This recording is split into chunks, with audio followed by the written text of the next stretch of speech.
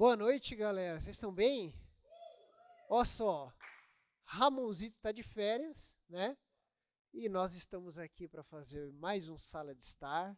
Eu sei que eu sou muito mais bonito que o Ramon, né? Então, e muito mais legal, muito mais engraçado, né? Faço muita piada. Por isso que eu trouxe pessoas aqui especiais, inteligentes, muito mais inteligentes do que eu, para a gente conversar sobre um tema muito bom, importantíssimo para a vida do cristão, importantíssimo.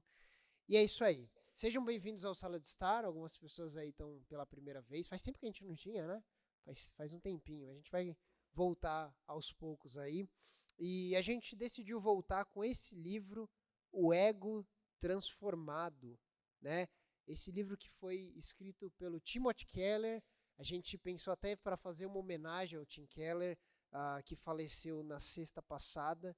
Ele foi um grande pastor na cidade de Nova York, escritor também.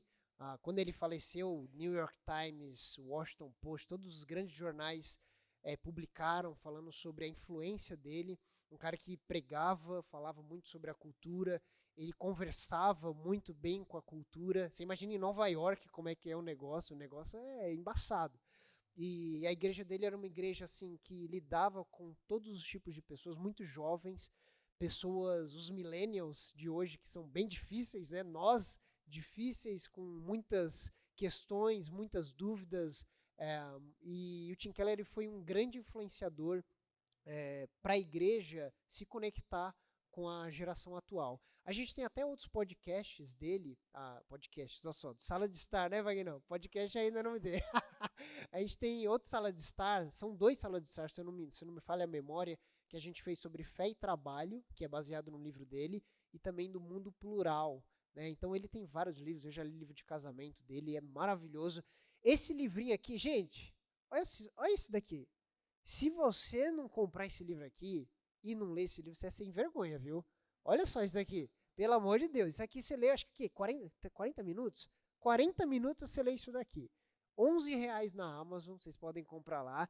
Leiam, é um livro extremamente profundo. E por isso que eu estou aqui hoje com Eduardo e Renata, né? Que é isso, hein? Sejam muito bem-vindos aqui. A primeira vez primeira vez do Edu, né? A Rê já teve aqui quando foi que você teve aqui? Foi no mês das mulheres ano Mês das passado. Mulheres, ano passado, isso mesmo. E o Edu, para quem não conhece, ele é o nosso bibliotecário no VBI, que faz o pão maravilhoso que vocês comem. Gente, esse pão é maravilhoso, né? O Edu é muito mais inteligente do que eu. O cara lê. Às vezes eu falo, Du, vamos fazer tal material. O cara compra 20, 15 livros para ler, 5 e 10 em inglês, né, Edu? E o cara gosta de ler, participa do clube de leitura, ajuda a gente aí na escola, tá aí fazendo parte do Vox. Seja muito bem-vindo, hein, Du? Obrigado, é uma honra para mim estar aqui. Aí sim. E a Rê, que é líder do House, quem é do House conhece a Rê, né? A Rê também se formou no nosso seminário, né? Em que ano que você se formou, Rê? 2015. 2015, Faz um eu tempinho lembro. aí. Olha só. E ela tá aí junto com a gente, ela já leu esse livro também, e a gente vai bater um papo sobre a temática do ego transformado. Isso é muito importante. Amém? Estão preparados? Vamos lá, gente? Gente, ego. Ego é uma coisa complicada. É uma coisa extremamente complicada. E quem tem alter ego é pior ainda, né?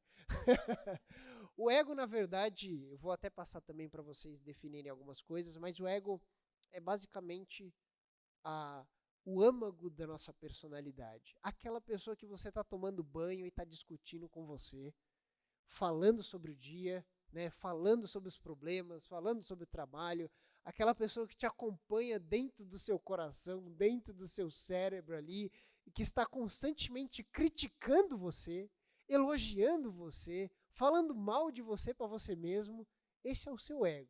Todos vocês lidam com isso, provavelmente todos nós tivemos conversas com o nosso ego hoje, e é uma coisa que traz muitas questões para nós, e também da perspectiva da palavra de Deus. E aí, o que vocês dizem sobre o ego aí?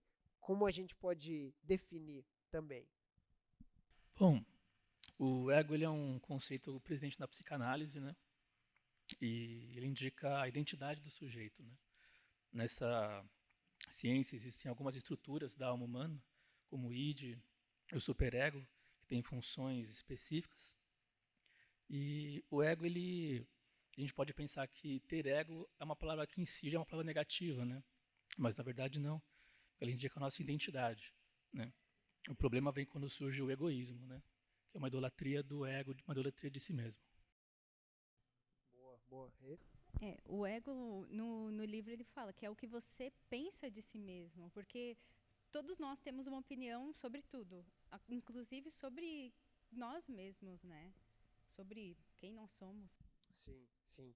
E o Tim Keller ele começa falando uma questão muito importante, que às vezes a gente não percebe que o ego, ele na verdade, ele está muito relacionado à questão de baixa e autoestima e alta autoestima, né? Na verdade ele fala inflado, né? É o jeito certo de falar, ou inflado ou desinflado. E ele fala que muito disso ele influencia no nosso dia, influencia nas nossas decisões, influencia nos nossos pensamentos. E o que vocês acham, assim, até dentro da igreja, do trabalho, qual que é o problema dessa questão com a baixa autoestima, com o ego inflado também? Como que ele influencia o nosso dia e a sociedade também? E aí? Fala aí. Não briguem. Eu acho que esse livro foi um livro, eu li pela segunda vez e ele foi muito confrontador para mim, porque a gente olha, eu olhei e eu falei assim, cara, tem muita coisa errada na minha vida, tem muito ego na minha vida, né? Tem muita coisa que ele fala que a gente pensar acima, pensar a mais do que nós somos é um problema, porque é o orgulho. E pensar abaixo do que nós somos é a questão da baixa autoestima, né? E ele fala logo no comecinho que é diferente o que antigamente as pessoas pensavam e o que o pensamento de hoje, que antigamente eles falavam que o ego era você pensar mais de si mesmo, aquilo era o orgulho, aquilo era o problema da sociedade. E hoje eles falam que você ter uma autoestima baixa é um problema para a sociedade, né? E aí depois ele vai comentar mais para frente que não é bem assim, né? Não é a autoestima alta, o orgulho, a vanglória que ele comenta, nem a autoestima baixa, que são os problemas da sociedade. Não é exatamente por conta disso. Isso é até interessante, porque ele passa até um estudo, né, acho que uma universidade de Nova York, que falava que a gente, na nossa concepção, né, a gente acha que você às vezes acha que uma pessoa que tem baixa autoestima, a sociedade pensa dessa forma. Uma pessoa que tem uma baixa autoestima, que ela é para baixo, que ela é retraída, que ela é propícia a fazer coisas ruins, né? Então uma pessoa que foi de repente desprezada, ou uma pessoa que foi, ou um marido, né, que tem uma baixa autoestima de si mesmo, ou uma pessoa que cresceu na pobreza, ela pode de repente vir a ser violenta, a assaltar, a fazer coisas ruins. E a sociedade, a gente tem essa concepção. Só que esse estudo, na verdade, não é o conceito que o Tim Keller vai falar, ele só dá uma pincelada sobre isso, mas ele fala assim, sobre esse estudo, que esse estudo atual, ele diz que não, na verdade, não é dessa forma. Na verdade, as pessoas que têm o ego inflado, elas são tão perigosas e até piores do que pessoas que têm um ego baixo, né? uma autoestima baixa, que elas têm isso desinflado, que elas são retraídas, elas têm pensamentos ruins sobre si. As pessoas que pensam muito de si, elas também são perigosas para as amizades, no trabalho, na igreja e na sociedade. E aí, Duzão? Eu acho que as pessoas têm uma visão super inflada de si mesma, né, que acabam sendo mais problemáticas para a convivência, né? Ele começa com um texto, né, o Timothy Keller, de Paulo, na primeira carta aos Coríntios, né, falando sobre a divisão daquela igreja, né? Uns se diziam de Paulo, outros de Apolo, outros de Pedro, né? E Paulo ele usa uma linguagem no grego que é físio, né, para orgulho, que não é a palavra mais habitual para orgulho, né? Essa palavra ela indica isso, né, autoestima, né, um ego superinflado ou desinflado, né, que é uma pessoa que teria uma super autoestima, uma visão exacerbada de si mesma ou aquém, né, uma visão baixa de si mesma, né? E acho que os prejuízos na vida da igreja é que isso leva a gente a fazer as coisas pelo desempenho, né? Voltadas para nós mesmos, né? Para aquilo que a gente pode ou é capaz de fazer. Quando a visão do evangelho não é bem essa, né? E o Edu comentou de quando a gente tem uma visão acima de nós mesmos. Eu acho que quando a gente tem uma visão de baixa autoestima, às vezes a gente deixa de fazer algumas coisas por medo de julgamento, por medo do que os outros vão pensar. E isso também reflete, porque todos nós, Deus deu dons para todos nós. E os dons de cada um complementam os dons dos outros, né? Exatamente. E se a gente olhar, né, para isso é em tudo, seja na família, seja no trabalho, seja na igreja. Se a gente fizer, ele até cita no final do livro, né, já vai falando o Salmo 139, né, sonda-me, Senhor, né, ele fala sobre, se nós enxergarmos, olharmos para nós mesmos, a gente começa a entender que as pequenas atitudes, as pequenas ações, tudo aquilo que nós fazemos ou pensamos, a gente faz por motivações. Se você começar a questionar, né, todas as suas ações, os seus pensamentos, o Augusto Cury fala muito sobre isso também, sobre você questionar os seus pensamentos, você vai entender o porquê daquele pensamento, você vai entender o porquê daquela atitude que você teve, às vezes até no sentido subconsciente. Você faz algo sem perceber, mas porque dentro de você já está maquinando, você já está pensando, e você sem perceber, você vai sendo engolido por justamente esse ego, né? Vai sendo engolido ou por só pra gente entender, né? A autoestima, ou ela vai ser inflada, no sentido que ele vai dizer de você pensar muito sobre si, você acha que você tem uma superestima sobre você, ou você pensa muito baixo. Você acha que você não consegue, que você não é capaz, que as pessoas estão pensando de você, o que elas vão comentar sobre você. Eu acho que hoje na rede social isso piorou de uma forma drástica, né?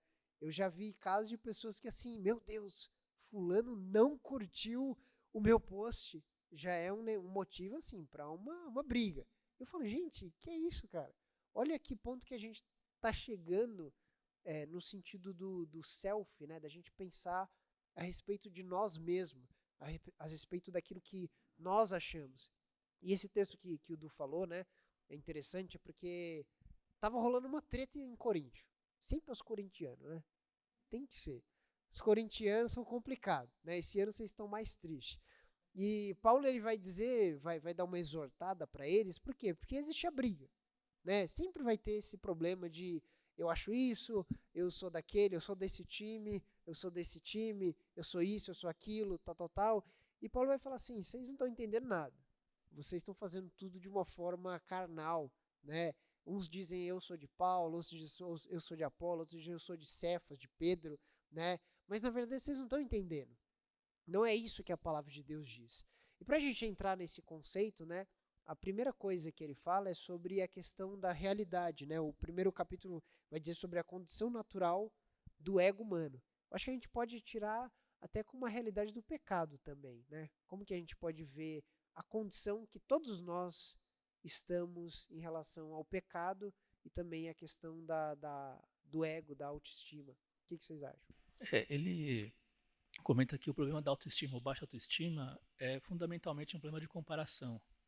E nós nos relacionarmos e nos compararmos ao outro, né? A pessoa com autoestima elevada, ela busca o seu senso de valor e de propósito em estar acima dos outros. E a pessoa de baixa autoestima, ela sofre em se ver como aquém daquilo que os outros são. E isso é um problema que tem sido grave na nossa sociedade por conta das redes sociais. Elas têm agravado isso porque há filtros, há uma seletividade de coisas que as pessoas postam, que parecem que elas têm uma vida perfeita, sem problemas, né? Diferente daquela que a gente vive, né? Que tem seus conflitos, suas dificuldades. E Então, esse problema da autoestima está relacionado com a comparação, né? Comparar dos outros e tudo mais. E fazendo um paralelo com a questão do pecado que você comentou, quando a gente não se vê como nós realmente somos, a gente não se vê como Deus criou a gente. E a gente vê, é como se a gente nos visse com um filtro, não com os olhos de Deus. Porque Deus nos criou único e a gente não quer ser quem Deus nos criou para ser. Às vezes a gente quer ser, com a questão da comparação, eu sou morena, eu quero ser loira. Ai, caramba, poxa, eu não sou loira. Então a gente tem muito essa questão da comparação, principalmente hoje com as redes sociais. A gente não valoriza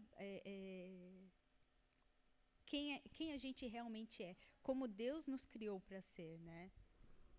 O Timóteo Keller, ele fala no livro uma coisa que é muito impactante. Gente, é um livro pequeno, mas é um livro maravilhoso. Ele pega a gente assim de jeito.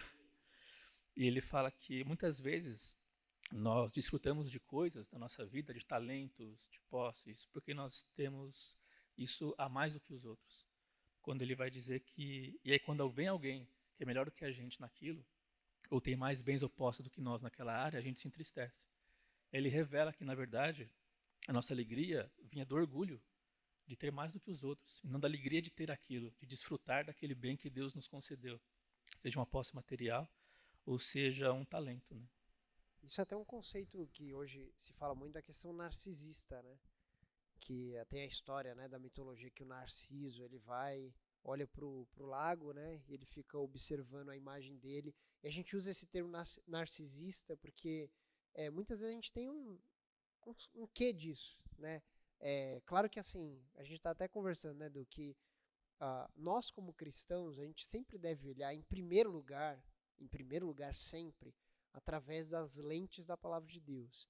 Todo problema humano parte do princípio do pecado, né? Seja ele o ego errado, o ego inflado, o ego desinflado, seja o orgulho, seja o ódio, a inveja, tudo isso parte da questão do pecado, né? A gente tem que olhar dentro disso. E a gente, às vezes, mesmo depois, estando na igreja, batizado, né? Como Lutero falava, né? Eu me batizei nas águas para afogar o velho homem, mas descobri que o vagabundo sabia nadar, né? E, na verdade, você não deixa de nunca mais vou pecar depois que você é batizado. Não tem nenhum santo aqui, né? Um santo de Israel pra gente colocar, né? Não existe isso. A gente constantemente está numa batalha e essa batalha vem do coração. Não são de questões exteriores, são questões do coração. Então, quando a gente olha para dentro, a gente percebe que, como o Du falou, os nossos problemas de inveja, de ciúme, é sempre em relação ao outro. São comparações. Ele é pior, ele é melhor. Ele tem mais, eu tenho menos. Ele canta melhor, eu não canto nada. Sou cantor de chuveiro. Ele tem um carro do ano, eu tenho um carro velho. Ele tem uma casa grande. E as comparações vão sendo feitas. E isso a gente não percebe que, às vezes, até na igreja, você canta, você louva, você ouve a palavra, você está na vigília, mas você percebe que aquilo está corroendo a sua vida por dentro. Aquilo vai te corroendo, dia após dia. Não é à toa que desde a época de Paulo tem briga na igreja. Por quê? São briga de egos, são briga de posições, briga de pessoas que querem ser mais ou que acham que são menos do que as outras, né? E você quer falar? Então, com a queda, nós perdemos o relacionamento com Deus. E nisso nós perdemos a nossa identidade. E não tem como falar de queda sem falar também da doutrina da criação. Nós somos criados à imagem e semelhança de Deus. E é nisso que nós encontramos nosso senso de valor e de propósito, né? Com a queda, nós ficamos alienados dessa fonte, dessa graça de Deus. E nós procuramos senso de valor, de realização, de propósito nas coisas dessa vida, que são todas passageiras e fugazes. Então a gente vive correndo atrás de coisas, de afirmações dos outros, para afirmar a nossa identidade, quando não são nessas coisas onde está a nossa identidade, né? Bem, você vê que a gente está falando, né, essa questão de afirmação, ela piorou. Eu não sei se a gente voltar alguns anos atrás, quando a gente era adolescente ou criança, tem muitas preocupações que a gente não tinha, né? Você pode perceber, até níveis de ansiedade. Eu não sei quantos aqui são ansiosos em muitas situações, mas essas coisas elas vieram de uma forma, porque hoje a gente tem muita informação. Então você entra no seu Instagram e você olha lá o teu amigo que está viajando, que está com a família, está tudo bem na vida dele, né, entre aspas, e você começa a olhar para a sua vida e fala, meu Deus, minha vida tá uma droga, né? Porque o fulano viaja, o fulano tá lá com a galera, o fulano tá tomando café, o fulano vai lá no rodízio japonês, viaja, tá bem com a vida, tá postando foto com texto bíblico e a minha vida tá uma droga, né? Você olha para aquilo e você fala, meu Deus, o que tá acontecendo? Hoje já é uma doença isso, né? O FOMO lá que eles chamam, né? O medo de você estar perdendo alguma coisa. É, isso mesmo. Tem a questão até do síndrome do impostor também, né? Que as pessoas, como a gente teve muito acesso a muita coisa, que às vezes você pensava que você era muito bom em determinada situação ou em determinada coisa, hoje você olha e você entra na rede social e tem um cara muito melhor do que você, muito mais especialista do que você, parece que tá com tudo mais ajeitado do que você, e você fica naquela, meu Deus do céu, o que tá acontecendo? Eu achei que era isso, e é até o que ele fala, né? É quando você percebe que o seu ego, aquele ego inflado, ele começa a desinflar, né? Ele começa a abaixar, descer, né? E você começa a... Quem tem o ego inflado começa a ir pelo lado contrário. Começa a ter muito retraimento, começa a achar que a vida tá mal. Às vezes você pode até lembrar de pessoas que talvez eram muito felizes, alegres, estavam lá andando para lá e para cá, tal, aparecia, e hoje elas são muito mais cabisbaixas. Às vezes é uma questão, não estou generalizando, mas às vezes é uma questão de ela não percebeu que ela tinha um ego inflado, e ela, depois que o ego começa a desinflar, ela começa a ter outra perspectiva de vida, né? É uma das coisas que ele fala, a questão de ter o ego desinflado, de ser um problema. Porque se ele está desinflado é porque um dia ele já foi inflado. Sim, não, isso é um negócio muito interessante, né? E aí ele vai entrar depois dessa questão de dar esse panorama da natureza do ego, né? Da gente entender que a gente vai ter que lidar com isso, né? A gente não tem como você enganar a você mesmo e muito mais a Deus. Você sabe dos problemas que você, das discussões que você tem com você mesmo, das comparações que você faz, das redes sociais que você está lá olhando, você olha quem viu seu history, você olha quem curtiu, você está constantemente olhando, pesquisando, olhando. Se você parar para perceber, aquilo lá é o teu ego. Aquilo lá é o seu ego em fazendo algo, trabalhando. E ele até fala que às vezes é imperceptível, né? Às vezes a gente não percebe, mas a gente vai perceber quando tem algo errado. Ele faz até o comparativo do pé, né? Você anda, você veio até aqui, a não ser que você teve alguma dor no pé, mas você veio andando aqui e o seu dedinho do pé não reclamou que tá lá sendo pisoteado até aqui. Não reclamou com você. Só que quando você tem alguma dor lá, aí você percebe, aí você começa a ter uma dificuldade, e o ego é da mesma forma. Quando você percebe que tem algo errado, né, quando você percebe que tem algo que não está caminhando, ele começa a tentar chamar atenção. Ele começa a querer falar com você, querer falar no seu coração, comparar ou gritar de alguma forma, e aquilo começa a te corromper, te corroer, né, e você vai ter aquele debate dentro do seu coração. Depois o Tim Keller vai entrar na questão da visão transformada do eu, né? Na visão transformada do eu. Por quê?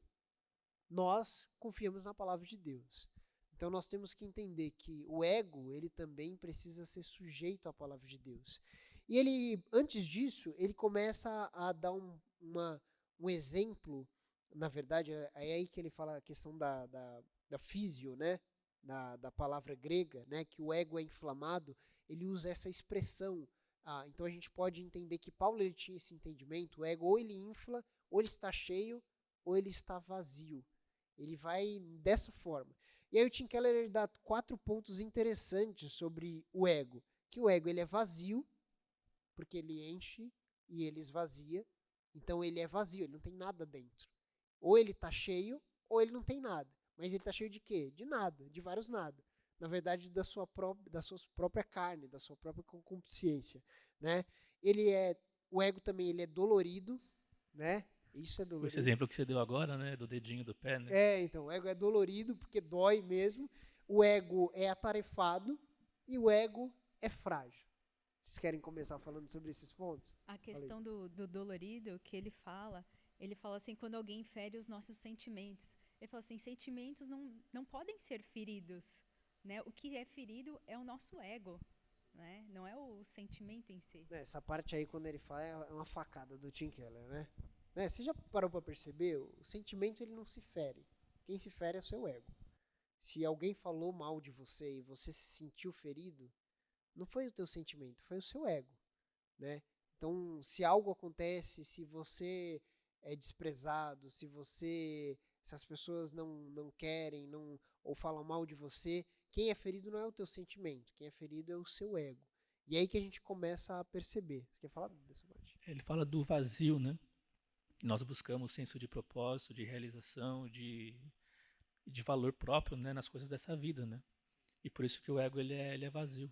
É porque essas coisas elas são transitórias, são passageiras, né? A gente busca também nas afirmações das outras pessoas, e dá o exemplo da Madonna, né? Que busca realização nos seus feitos, né? Mas que constantemente ela está enxugando gelo, porque a cada dia ela tem que fazer algo mais extraordinário para provar o valor dela, né? Então, é aí que a gente entra na doutrina da criação, né? O nosso senso de valor e de propósito está em nós sermos a imagem e semelhança de Deus e sermos amados por Deus, né? Exatamente. São coisas eternas, né? É muito interessante até esse exemplo que ele dá da Madonna, né? Porque ele fala de uma entrevista, acho que é da Vogue que ela deu, né? Que ela... E ele até fala assim, não estou fazendo nenhuma crítica à Madonna. Na verdade, ela conhece muito mais sobre o ego dela do que nós. Porque ela fala assim, na entrevista lá, ela diz que ela sempre tenta fazer algo extraordinário e quando ela vê, quando passa, quando ela realiza, ela vê que aquilo já está ultrapassado. E ela precisa fazer algo mais extraordinário ainda para ela estar bem. Então, isso na verdade ela teve um autoconhecimento, a Madonna teve um autoconhecimento. O ídolo dela são as realizações pessoais. São as realizações. Né? E é nessa parte que ele fala que o nosso ego nunca está satisfeito. Todos os dias a gente precisa colocar alguma coisinha lá para satisfazer o nosso ego. Que ele sempre é como se ele estivesse sempre com fome de alguma coisa. E é quando ele fala que o ego é atarefado, é como se nós sempre estivéssemos procurando algo para adicionar no nosso currículo. É sempre, eu vou fazer uma pós-graduação para eu me sentir melhor. Eu vou fazer isso a mais, eu vou sempre colocar mais alguma coisa para aquilo inflar o nosso ego. Não é errado fazermos coisas para nos sentirmos melhor. Cuidarmos da aparência, fazermos uma dieta, cuidarmos do físico, irmos para a academia, colocarmos uma roupa que nos melhora a aparência. O problema está em termos uma imagem de nós acima ou abaixo da imagem que nós deveríamos ter. Em uma certa parte da Escritura, Paulo fala, não pensem de vós mais do que convém. Né? Então, o ego saudável está em termos uma imagem de nós que seja fiel, que seja verdadeira, que seja transparente, honesta a respeito de nós mesmos. Né? Você sabe que a Rê comentou desse lance aí, e da gente sempre estar fazendo coisas, e ele dá um exemplo, né? Até quando ele era criança, o Tim Keller, ele falava que a mãe dele sempre estava assim, olha, vai lá no, como que é aquele, o clube de xadrez, vai lá vai lá praticar o clube de xadrez, lá entrar. Aí ele falava, mãe, eu odeio xadrez, pra que eu vou lá? Não, é porque é bom pro seu currículo estudantil, né? Aí depois a mãe dele chegava e falava, né, vai lá no... Entregar comida pros pobres. Aí, mãe, eu não gosto disso, tá? Não, mas é bom pro seu currículo estudantil, né? E a mãe sempre preocupada com isso, e aí ele fala assim, sempre a gente... Às vezes a gente, sem perceber, a gente começa a fazer coisas, realizar coisas, não pela coisa em si. A gente quer a conclusão daquilo. A gente quer, de repente, ter um título. A gente, de repente, quer mostrar algo para as pessoas ou ser aceito em algum lugar. Você não faz, às vezes, pelo prazer. né? Você não faz, às vezes, ou pela dedicação a Deus, né? Fazendo aquilo para Deus. Pela alegria de fazer Pela aquilo alegria que de você está fazer, fazendo. né? Às vezes você tá lá, tá na academia, treinando, né? Se esforçando, e às vezes as pessoas elas não estão lá pela questão da saúde ou pela questão de alguma coisa do médico, tal, apenas, ou para plena satisfação, né? Uma satisfação boa, né, saudável, mas ela tá às vezes porque ela está se comparando com outros. Ela tá vendo outras pessoas na academia. Ela está vendo pessoas melhores, né? E você sempre desesperado, meu Deus, eu preciso ir lá, eu preciso correr, eu preciso fazer alguma coisa. Renato tá rindo, né? Eu passei por isso hoje. Todo mundo sabe, pelo menos a maioria, que eu faço crossfit, né? E hoje teve... É crossfiteira. Crossfiteira, claro. E hoje teve levantamento de peso olímpico. E eu gosto muito do crossfit. Eu gosto por gostar, não para competir, não por nada. Mas eu estava lá, era para construir a maior carga, né? Quanto você conseguia colocar mais de peso na barra. Eu estava ali fazendo o meu, mas eu estava de liga, enquanto estava todo mundo colocando. Ah, porque fulano está colocando mais que eu. Ah, porque ciclano não, ciclano tá fazendo menos do que eu. Então, assim, é muito automático a questão do ego, de a gente inflar, achar que a gente é mais ou achar que a gente é menos do que os outros. É muito sutil, porque quando a gente menos vê, a gente já está ali prestando atenção no outro, o quanto que o outro está pegando a mais. Não importa que 5 quilos a mais, mas ele está pegando 5 quilos a mais. Não, quantas vezes a gente já fez coisas depois que você viu outra pessoa fazer, né? Às vezes você fica com aquela, meu Deus, eu preciso tomar vergonha na cara, né? Olha, aquela pessoa, meu Deus, você vê a pessoa fazendo uma coisa importante, ou tal pessoa tá mostrando lá, tá lendo, fazendo a leitura bíblica anual. Aí você, meu Deus do céu, eu também preciso fazer, tal, tal. Às vezes a gente olha e você não percebe que você tá se comparando. Você tá tentando olhar para aquilo com as motivações erradas. Né? Claro que você não é questão de você não poder ser influenciado da forma certa, né? Você se inspirar em pessoas, mas às vezes a gente faz porque a gente vê os outros fazerem, ou você está fazendo se comparando, né? Não é por você. Você está ali, você está olhando, meu Deus, ó, deixa eu fazer aqui, deixa eu me vestir assim, deixa eu fazer isso, deixa eu fazer o curso de inglês porque está todo mundo falando inglês, deixa eu fazer isso, deixa eu fazer aquilo.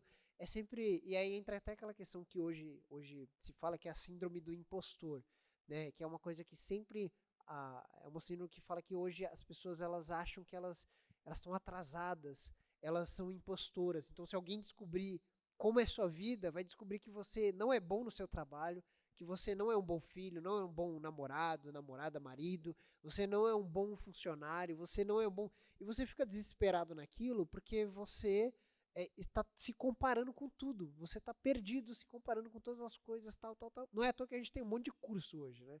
Você abre o YouTube, eu tô cansado de ver a quantidade de curso que tem, e é o cara falando como você fazer isso, é o outro falando como você fazer aquilo, é o outro ensinando a fazer curso para outros cursos, né? Um negócio impressionante. Eu falo que o Instagram hoje em dia, ou a pessoa está tentando me vender alguma coisa ou me ensinar alguma coisa. E é muito chato, né? Nossa.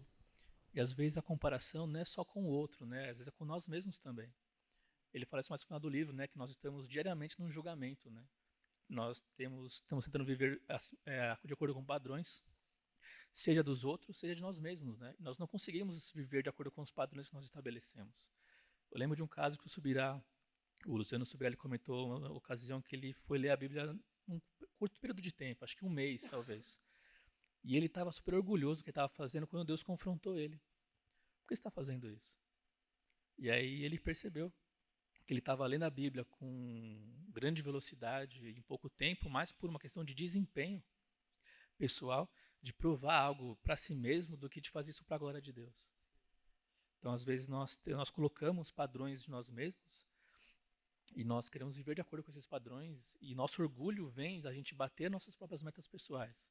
Não é errado a gente estabelecer metas e crescer na vida, mas isso é para agradar a Deus, é para satisfazer o nosso orgulho próprio. E como vocês acham que a gente pode saber separar essas duas colocações, né? Porque às vezes a gente está colocando metas E às vezes a gente está nessa síndrome do atraso também, né? Como vocês acham que a gente pode perceber isso? Eu acho que muita gente passa por isso, né? Alguém passa por isso? Não precisa levantar a mão. Mas muitas vezes a gente tem essa síndrome do atraso, né? É que nem uma vez eu vi até um filósofo aí falando que a vida é assim, né? Você sempre vai ter que encarar, e aí? E as namoradas? E os namorados? As tias, né? Do rolê. Você tá lá na festa da família, e as namoradas? E os namorados? Aí quando você começa a namorar, e aí quando casa? Aí depois quando casa, e o filho, quando vem, né? Aí quando o filho vem, cresce e tal. E os netos, como é que é? Né? Aí ele fala que no final da vida, você tá lá no leito de morte, aí o cara chega pra você e fala assim, né?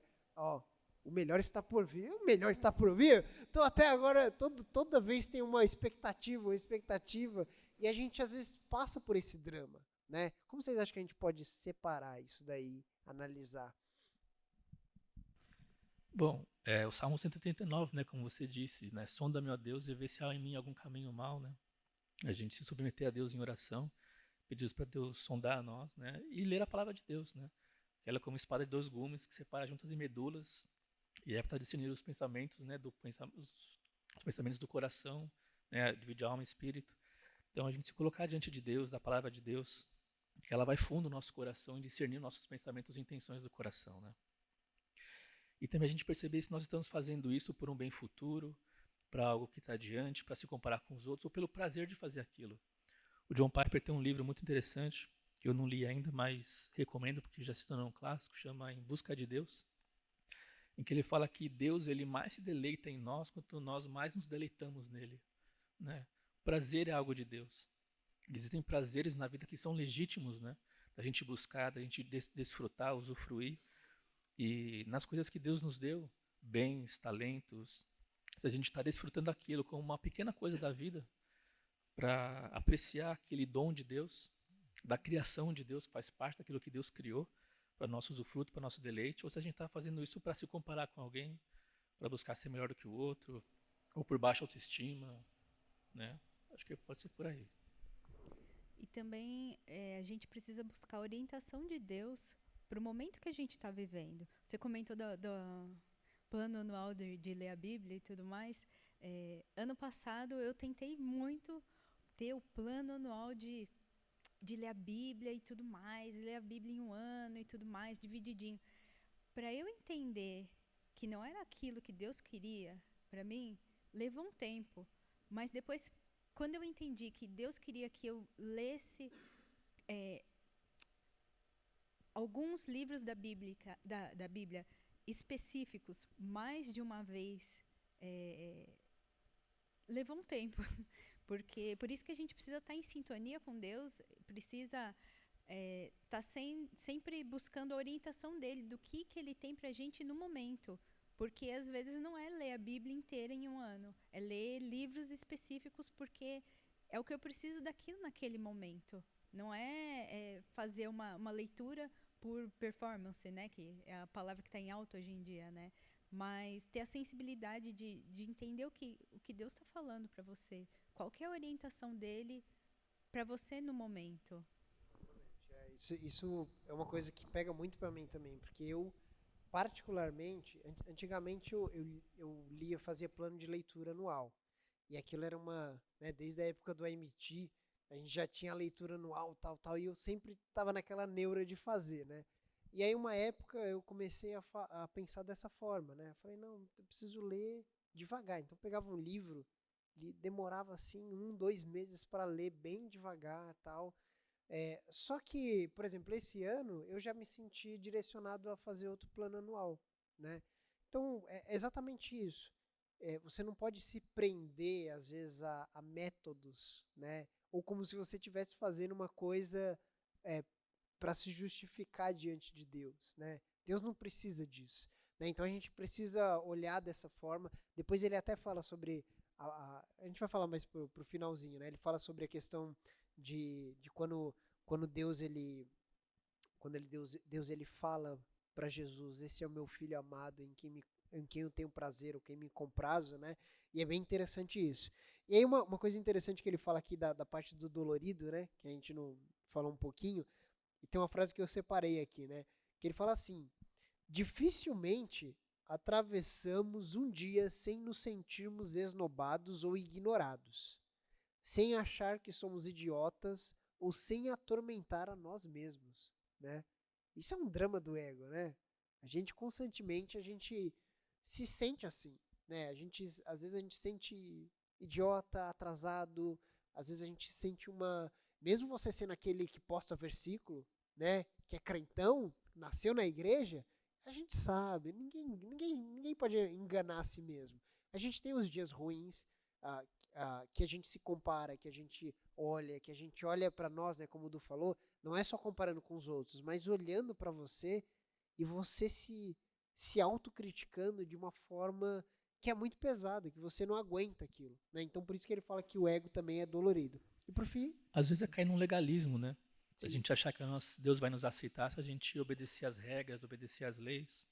A gente cair nessa dar uma obediência a regras, né? E não do relacionamento com Deus, né? sim. Por fim ele fala que o ego é frágil, né? Vocês querem falar uma coisa aí? É, ele fala sobre a questão do ego ser frágil também, por conta de às vezes você está muito inflado, mas de uma hora para outra você também pode desinflar, né? Aquilo é vazio, aquilo não tem nada, né? Como o Du estava comentando, né? Ele fala que aquilo você se enche de algo que a qualquer momento pode se esvaiar, né? Pode ser um negócio que vai desaparecer. Tipo uma bexiga. Que Exatamente. Ele você até usa enche e qualquer momento pode estourar a ali. qualquer momento, né? Você vê, às vezes tem pessoas que elas estão tão com o ego inflado, estão tão por cima, e às vezes quando elas tropeçam, o tropeço é de uma forma muito ruim, né? Elas caem de cara mesmo, assim. E as pessoas também que estão bem para baixo, elas são frágeis nesse sentido, né? Elas andam de uma forma já frágil, mas elas não percebem que o próprio ego delas está fazendo isso, né? E aí depois ele já vai começando, então. O livro é bem curto, gente.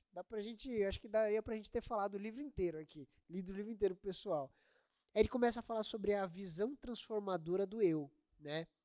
Então ele pega o versículo que ele usa, como o Du citou, é 1 Coríntios 4, fala um pouquinho do 3 também, né? Mas aqui ele já vai entrando no 4, o 1 e o 2, que Paulo fala sobre o trabalho que ele tem a fazer, né? Paulo ele vai dizer que eu tenho um trabalho, ele está dando aquela exortada para os coríntios, para a igreja de Corinto, e ele fala assim, eu tenho um trabalho a fazer, mas pouco me importa ser julgado, ou por vocês, ou por qualquer tribunal, ele usa isso, né? Então, por que julgado? Ele usa esse termo até, que é muito interessante, porque constantemente, na visão do Tim Keller, ele vai dizer, nós todo dia acordamos para o julgamento de todo mundo, de todas as pessoas e de nós mesmos, né? Então a gente acorda e você vai para o seu trabalho e você é julgado em todas as instâncias. Você é julgado pelas pessoas na rua, você é julgado pelas pessoas do seu trabalho, da sua igreja, você é constantemente julgado, mas principalmente você se auto-julga, né? Você está constantemente julgando a si mesmo. E Paulo ele vai falar o seguinte, eu tenho um trabalho a fazer, mas pouco me importa se sou julgado por vocês ou se sou julgado por outros, por um tribunal. E depois ele complementa, né? Não me importo com a sua opinião, mas também não me importo com a minha, né? Não nas palavras de Paulo, né? Mas é uma paráfrase dele. Ele fala assim, que Paulo depois ele fala assim, nem mesmo eu julgo a mim mesmo. Então, peraí, agora Paulo está trazendo um novo conceito. Não é só questão do julgamento das pessoas, do julgamento do mundo e da sociedade. Existe um julgamento também interno, mas Paulo fala assim, eu não me preocupo de me julgar. Como que a gente enxerga isso? Como vocês veem dessa forma? Não, eu ia só falar que quando ele fala de julgar, não é só julgar no sentido de condenação, é no sentido também de receber um elogio, porque às vezes o elogio também influencia no nosso ego, não só o julgamento no sentido depreciativo, como a gente fala. Sim, verdade. É uma coisa interessante. Bem lembrado, Rei. Só pra gente entender, né? Ele não tá falando sobre a questão só de você tá lá e tá todo mundo te observando, mas às vezes você é elogiado. Olha, você é bênção. olha só, parabéns pelo Você que prega você bem. fez, você prega bem, você é um bom líder, você está fazendo um trabalho muito bom, você é uma excelente pessoa, tal, tal. E você vai recebendo esses elogios, e você não percebe que aquilo também se torna um tribunal para você. Porque você vai ser influenciado ou não por esses elogios. De que forma esses elogios, e eles podem até se tornar ídolos, né? Eles podem de A alguma gente pode forma. ficar dependente da aceitação dos outros pelos elogios, né? Exatamente, exatamente. E aí ele começa a falar sobre essa questão e ele fala assim: eu mesmo não me julgo. Como que a gente pode, voltando a esse ponto, né? Como que a gente pode encarar isso? Como eu não posso me autoanalisar, me julgar Sim. à luz da Eu acho palavra? que quando Paulo fala isso, o Timothy Keller fala isso, né? Ele vai em águas mais profundas, né? Ele vai além do que nós estamos acostumados, né?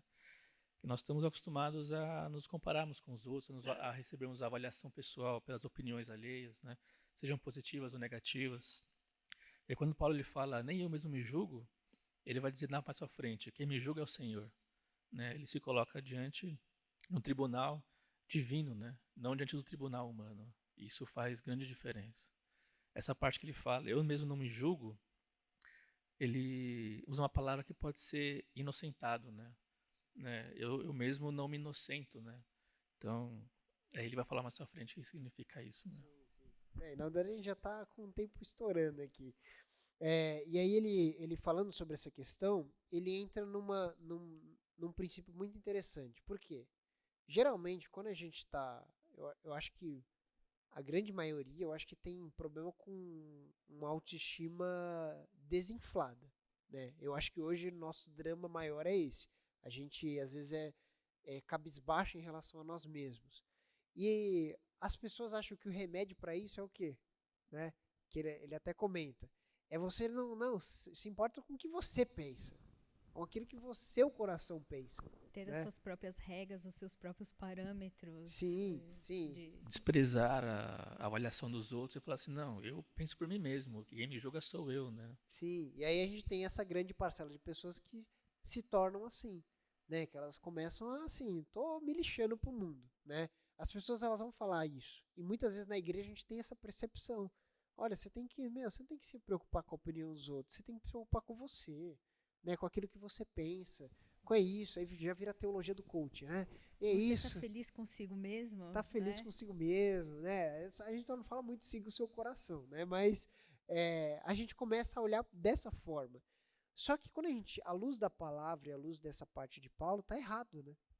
A gente vê essa parte que Paulo ele fala assim, não é dessa forma. Não é dessa forma que eu tenho que encarar. Na verdade, nem eu mesmo penso sobre mim. Na verdade, eu me esqueço. E a gente volta, no começo ele fala sobre o autoesquecimento. O evangelho ele é um convite ao autoesquecimento. Uma frase que foi muito marcante para mim no livro, ele já começa com essa frase, qual é a natureza de um coração transformado pela graça, né? Então, é um coração diferente do coração do mundo, né? A nossa avaliação muda quando a gente tem um coração transformado pela graça de Deus, um coração que é conhecido por Deus, né? Exatamente, exatamente. E ele falando sobre essa questão, ele fala justamente o coração que é segundo a graça de Deus, ele é esquecido, autoesquecido, Por né? exemplo, você falou do elogio, né? Ah, a pessoa está na igreja e recebe um elogio, né? A pessoa fala assim, não, eu não sou nada disso e tal, é a percepção sua. A pessoa ainda está com o ego em vista, porque ela está pensando que foi para ela. E quando a gente tem mulher, deveria falar assim, irmão, é a graça de Deus em mim, né? E Paulo ele fala em outra parte, de Deus é o querer e o realizar, né? Então é próprio Deus que implanta em nós a vontade de fazer, é a capacitação para realizar o que nós fazemos. Então é tudo graça, do início ao fim. O evangelho que nós usamos para guiar a nossa vida, a criação de Deus, tudo é graça de Deus. Os dons que nós temos, as coisas que nós temos, é tudo graça de Deus. Tudo. Nada vem de nós, né? Se a gente pensar a fundo mesmo, não só as questões espirituais, entre aspas, mas tudo que nós temos na vida como um todo é graça, é providência de Deus. Até a fé, que é Até um dom mesmo, de Deus, né? exatamente, é um dom de Deus, tudo é delegado a nós. E nesse sentido, o Tim Keller ele começa a falar sobre essa questão do autoesquecimento, né? Porque o evangelho quando Jesus chama os discípulos, o que ele faz? Ele fala assim, se alguém quiser acompanhar-me, negue-se a si mesmo. É um chamamento a se negar, é uma autonegação. com isso você também é convidado a negar o seu ego, a negar a sua autoestima, né? A negar aquilo que talvez esteja te puxando ou para baixo ou para cima. Ele fala assim, na realidade o evangelho ele vai te dar uma outra colocação. Ele vai te colocar no sentido de que você precisa esquecer o seu ego. Porque quando você esquece, né, quando a gente entende até que a palavra de Gálatas, fui crucificado com Cristo, assim já não sou eu quem vive, você morreu. Literalmente, você morreu. Então, o seu ego morreu junto. Então, se você é criticado, aquilo não pode te tocar, porque você morreu. Aquela crítica é para aquela pessoa que morreu, aquela pessoa que foi, que passou. Não é mais a respeito de você. Né? Ele até fala assim, quem não sente dor quando é criticado, né?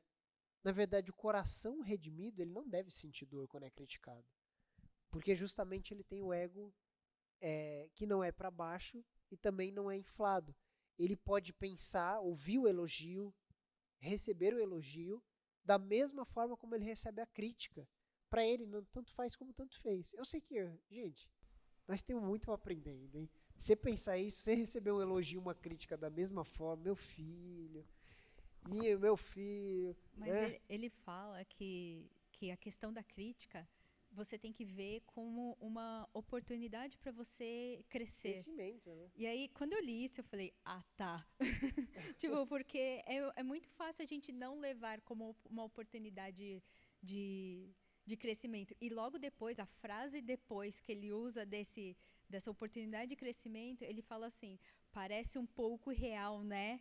Tipo, exatamente o ataque que eu falei. Porque é difícil a gente receber crítica e olhar com esses olhos de uma oportunidade para o crescimento. Mas é aí que ele fala assim, que quando a gente tem o ego satisfeito, que ele fala que é isso que nós temos que ter o nosso ego satisfeito.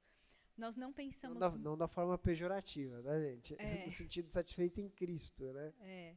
Mas ele fala que nós não temos que pensar mais de nós mesmos, nem pensar menos de nós mesmos. Nós temos que pensar menos em nós mesmos. Nós temos que pensar mais no outro. A gente tem que pensar, poxa, a coleguinha levantou mais peso do que eu. Poxa, eu posso ficar feliz por ela sem me menosprezar. Eu posso ficar alegre só por ficar. E sem me rebaixar. Eu não preciso ser mais ou ser menos para eu ficar feliz pelo outro. Não, ele até usa exemplo, né? Por exemplo, o nadador que foi e ganhou a medalha de prata, não é só dele ser grato em relação à medalha de prata que ele ganhou, mas ele ser grato também ao cara que ganhou o ouro. No sentido de assim, poxa, olha que o cara é bom. Parabéns, tipo assim, você pode se alegrar com a alegria do outro. Você pode ficar admirado com o dom e com as coisas do outro. Você não precisa ser regido apenas a olhar a si mesmo, apenas a olhar, só eu preciso da glória, só eu preciso do elogio, só eu preciso ganhar, né? Você não precisa disso. Você pode ser plenamente satisfeito, né? Isso faz parte da questão do autoesquecimento que ele fala, né? Você quer falar? Não? E aí mais pra frente, ele fala que a resposta para baixa autoestima, ela não deve ser orgulho, né? Ele fala sobre essa questão e muitas vezes a gente responde da forma como orgulho, né? Porque você olha aquilo, aí você pega os livros, lê, faz aquela maratona, começa a correr de manhã, tal, produtividade, neuroprodutividade, você começa a querer crescer. E de repente tá lá os caras, né? Eu lembro que os caras colocavam o vídeo dos marombeiros, né? Olha só, tem umas músicas ridículas de marombeiro, né? Pelo amor de Deus, o Renatinho deve saber umas, né? Não tô falando de você, calma. Segura esse ego aí, meu. Mas os caras, olha onde nós chegou, olha sei lá o quê, olharam pra nós, tal. Eu falei, mano, que coisa ridícula, né? Às vezes eu entrar na academia, o pessoal tava ouvindo esses negócios, eu falei, gente do céu. E na verdade isso é uma demonstração também de ego, né? Olha onde nós chegou, olha onde nós tá, olha tal. E você faz essa comparação justamente que é o ego, é uma guerra de ego. Você chegou no lugar e agora você não é mais aquele rebaixado, agora você está com orgulho. Mas a resposta que a palavra de Deus traz ao ego não é essa direção, não é isso, né? Até porque também esse trapo aqui que nós tem, o corpo, uma hora ele vai padecer, né? O cara lá que é o maromba, você pega lá o Sebum agora, que é o grande cara que tá ganhando todos os campeonatos Classic, o cara vai ficar velho um dia e vai provar um paletó de madeira, como diz o Apocalipse 16, né? Vai morrer e vai deixar. E ali o ego vai morrer junto com ele, os prêmios vão ficar e não vai adiantar de nada, né? Então a resposta que a palavra de Deus diz sobre isso na verdade, é um autoesquecimento, né? Porque, na verdade, ele fala vai falando pro final, né? As coisas não giram ao redor de você. As coisas não giram ao seu redor. As pessoas não estão constantemente olhando para você. Você não é o centro do centro de Deus, né? Como falam aí, né? Você não é o ponto fraco de Deus. Não é. Na verdade, não é. A gente tem que olhar de uma forma diferente, né? Tinha até uma passagem que você queria citar, né? Você lembra de citar? Não? Certeza? Ia ser legal. Tem uma parte aqui que o Du queria ler pra vocês. Não? Certeza? É que eu não lembro onde tá aqui, meu. Mas é muito bom, meu. Ah, não lembro. Mas é muito bom. Alguma coisinha a mais? A gente tá chegando lá pro final. Bom, eu só queria complementar isso que você disse, dizer que muitas vezes a transformação que a gente precisa está em aprofundar nas doutrinas do Evangelho, não é receber, né? Isso transforma a nossa vida e faz a gente viver vidas diferentes, né? E ele fecha o livro falando exatamente que quando Jesus veio e morreu, a gente já foi julgado com Jesus. Se nós recebemos o sangue, se aceitamos Jesus na nossa vida, Deus vê a gente como Ele vê Jesus. Então a gente não precisa passar mais por um tribunal, como ele fala, passar por um julgamento. Tudo já passou. A gente foi justificado antes mesmo de fazer tudo que a gente faz. Então, ele fecha exatamente com isso.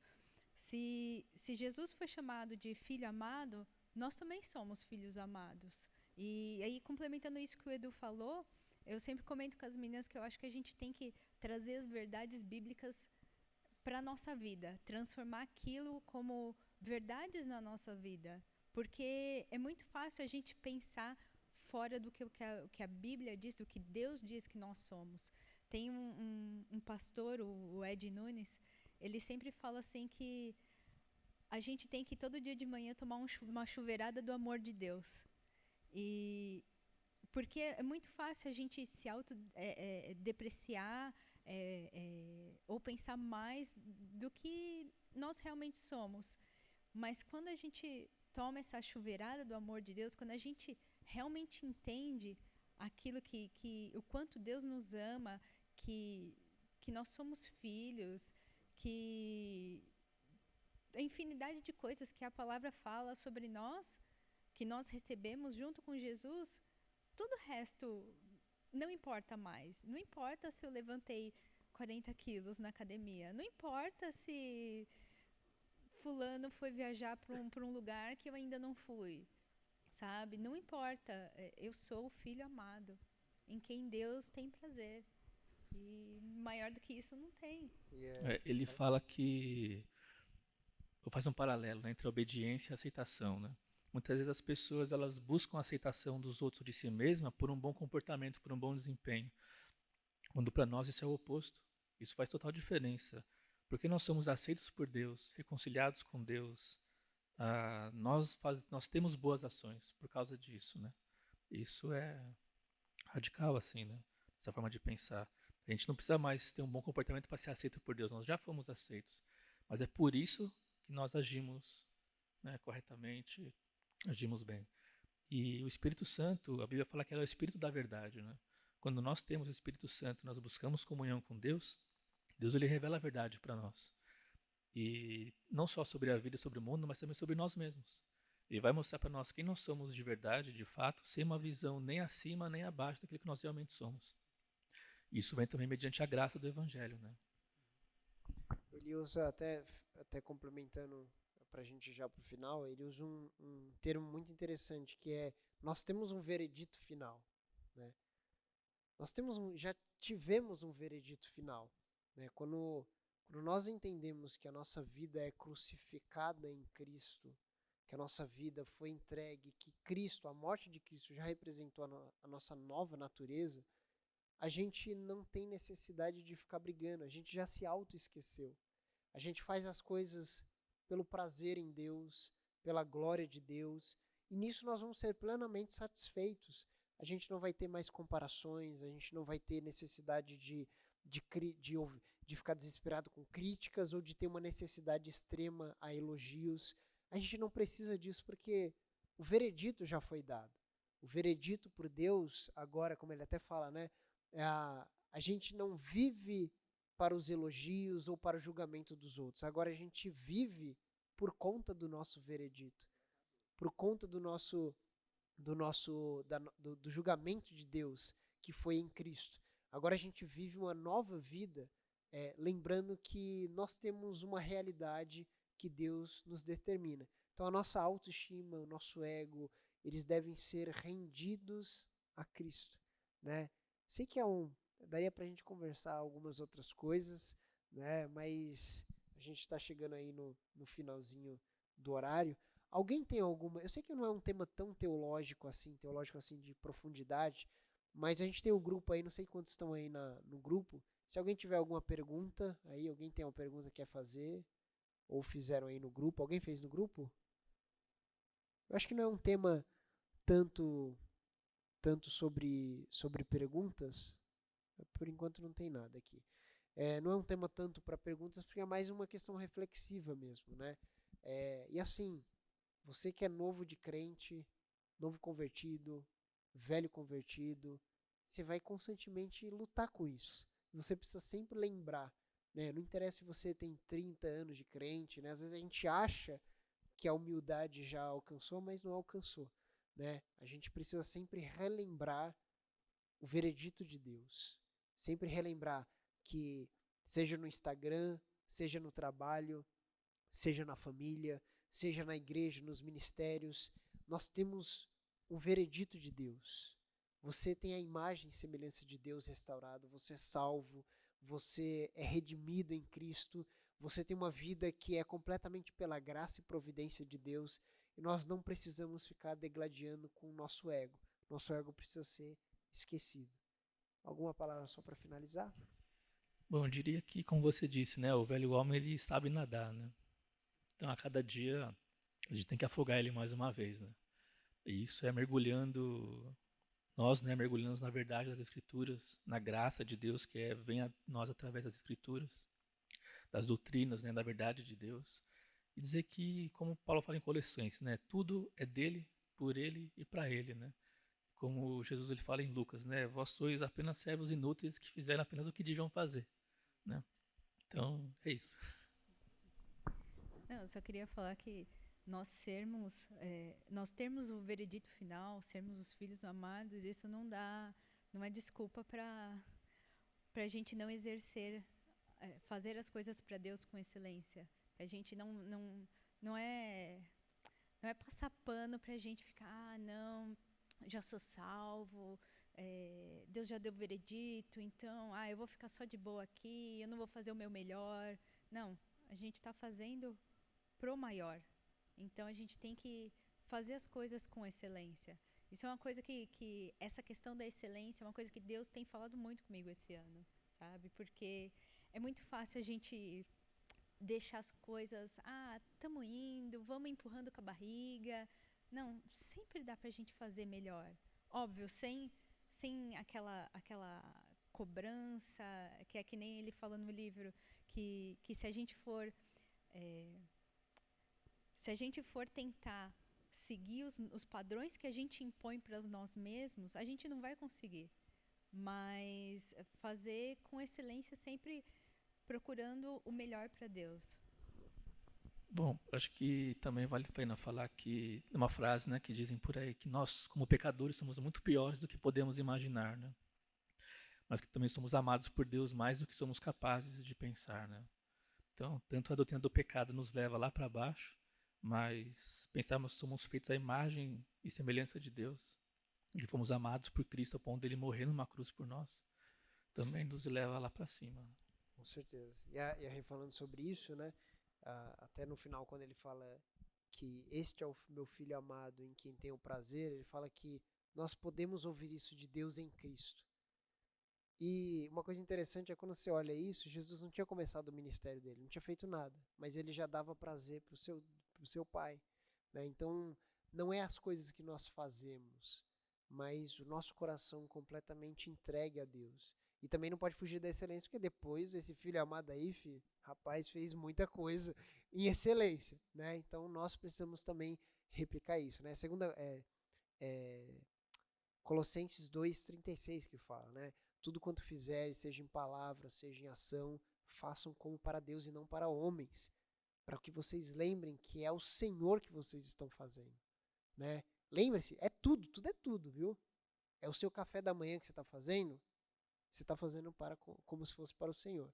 É o seu trabalho, o seu Excel, o seu relatório, é seu café com a sua mãe, com o seu parente, é limpar uma coisa, como se fosse para o Senhor. Seja passar um pano, seja pregar, seja ir pro louvor, é como se fosse para o Senhor.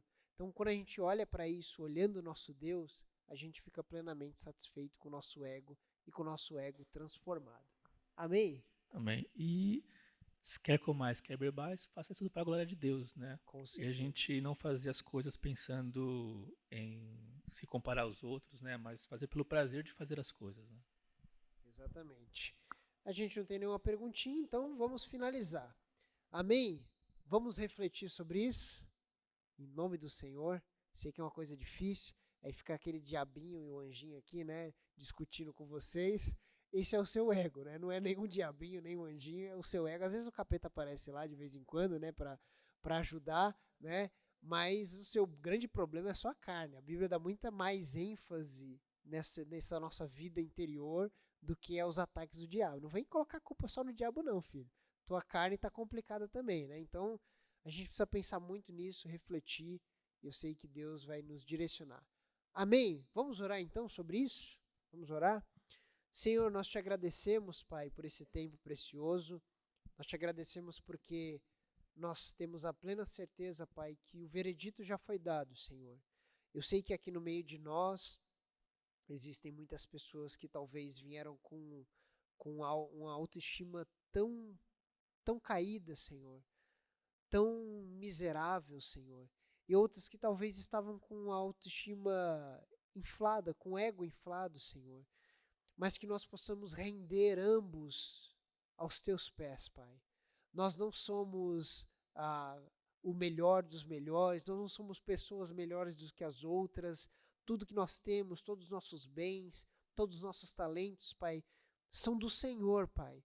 E se nós olhamos para nós como pessoas que, com autocomiseração, com drama, com vitimismo, Pai, que nós possamos olhar para a cruz, Pai. Olhar para o Senhor, para o Teu amor, para o Teu sacrifício, lembrando que a nossa vida vale um preço de sangue, Pai. Nós te agradecemos, Pai, que nosso ego possa ser transformado, esquecido, Pai, e transformado para a Tua glória, Senhor. Transforma a nossa vida, que a gente possa meditar nisso em todos os lugares do nosso trabalho, na nossa família, Pai, na nossa igreja, que nós possamos fazer tudo, Senhor, não em comparação, não em glória para nós mesmos, não em vanglória, Pai, mas para a Tua glória, em nome de Jesus. É o que nós te pedimos, Pai, em nome de Jesus. Amém. Amém. Amém? Estão dormindo não, né? Seus egocêntricos. Gente, esse foi o Sala de Estar. Estamos voltando aí. Voltamos com um livrinho pequeno. Então, não deixe de comprar esse livro. Muito baratinho. Nós não temos mais a livraria, mas você encontra em qualquer lugar na internet. Leiam. É um livro, aquele livro que você tem que ler e reler, né? Eu estava lendo também e Deus estava me lembrando dando cada pedrada em mim, cara. Meu Deus do céu. Então, procurem, se vocês quiserem dar uma olhadinha, eu vou deixar aqui na frente. E é isso aí. Deus abençoe vocês. Tem um cafezinho. O Edu, para quem não sabe, ele que fez o pãozinho. Ele faz pão. Se vocês quiserem comprar do Edu, faz pão. O cara é padeiro, né? Não pro seu orgulho, né? Você é um belo de um padeiro, mas não é pro seu orgulho. Mas vocês podem comer ali, tomar um café, e é isso aí. Deus abençoe, gente.